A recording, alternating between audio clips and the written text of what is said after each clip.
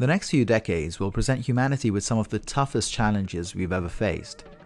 Food and water are becoming more scarce in the face of a booming population, and our increasing reliance on technology and AI is putting added pressure on an energy sector that's already finding it hard and expensive to cope with the demands of a globalized economy. So yesterday I asked a few questions about all this to M from House of M, who is, among other things, a professional crisis consultant. And here's what he had to say. Hey Patrick, thanks so much for the questions. Everything that you're saying is on the money. There's already solutions that are in the marketplace which could fix a lot of the crises, maybe not all, but some of them. And to be able to scale it, you use AI to teach people the skills, and then you use technology to be able to create that scale. We discussed the so-called protein crisis, and I queried whether edible insects, which are a highly sustainable source of protein and which are becoming more popular in the West, could help tackle the problem. I grew up in Southern Africa, so grubs and grasshoppers and whatever aren't terrible for me, but the typical Western person probably still finds them kind of disgusting. So it's purely a branding thing. So yeah, you put it in a fancy restaurant, you ground it up into a yummy brownie, or you get some Kardashians to eat some fucking grasshoppers on TV, done. Right? That's a simple one for the Western world. But your challenge is places like the Islamic world, where there's a debate around whether insects are halal or haram.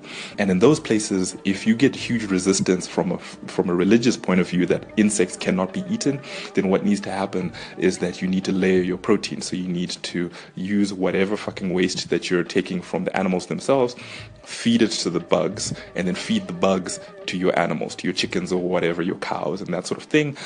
So you become more efficient around how you produce the protein that people are used to, because you can't rebrand it in the non-Western world. Re the water crisis, I mentioned my upbringing in Sicily, where every year we suffered drought and we used expensive desalinating technology to extract drinking water from the sea. Your big challenge isn't necessarily around the technology. I've spent a lot of time in the United Arab Emirates, and they desalinate a hell of a lot of water, but that shit is still expensive, right? And they've got enough money to do it. It's cheaper to drink petrol than it is to drink water in Dubai. So I don't know about, scalability. But the bigger challenge isn't even around cost, it's around control. Because ideally, what you want with basic services, you want them to be in the private sector, right? Because if they're used by the government, it means that they can buy votes with water, especially, again, in the non-Western world. So yes, if you're in California or you're in fucking Switzerland or whatever, then yeah, it's okay if your government does the water stuff, because you've got good political systems that the government can't abuse. But in some parts of the world where the government controls the water, and you don't want that. You want it in the private hands, but then the moment you give it to the private companies, you start forming cartels and shit. So the water crisis is the challenge, right? How are you going to fix that control? And I don't know if AI can fix that.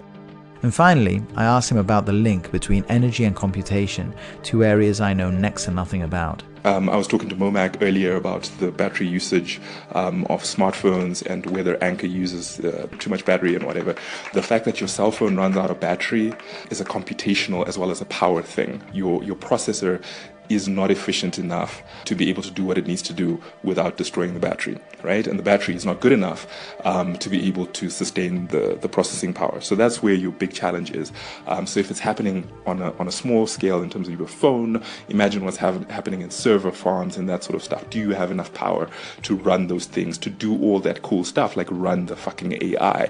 We don't have that, right? We need smarter people to be able to create better processes, and we also need ways to produce energy. And it's not going to be stupid shit like solar energy, because that's too expensive, too inefficient. It's not going to be wind energy, because that's even more inefficient, even more expensive. It might be nuclear if people become, less worried about that sort of stuff.